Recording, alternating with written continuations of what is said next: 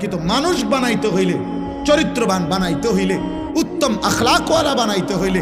আখিরাতের মুক্তির জন্য বানাইতে হইলে ধরে রাখতে হয়, টেনে ধরতে হয়, দিন শিখাইতে হয়, আখিরাত শিখাইতে হয়, জোর করে নামাজ পড়াইতে হয়। এই জন্য আমরা কিতাবের মধ্যে পড়ছি যে মনের চাহিদা, মানুষের মনের চাহিদা ওই বাচ্চার মতো যেই বাচ্চা মায়ের বুকে দুধ পান করে। কথাটা খেয়াল করেন, অর্থাৎ বাচ্চা যেটা দুধ পান করে মায়ের,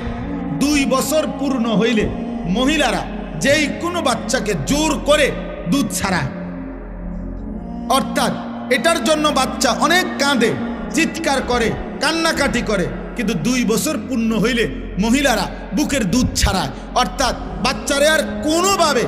দুধ পান করতে দেয় না। এটা যদি 2 দিন, 5 দিন, 15 দিন মহিলা জোর করে যদি চেষ্টা না করে,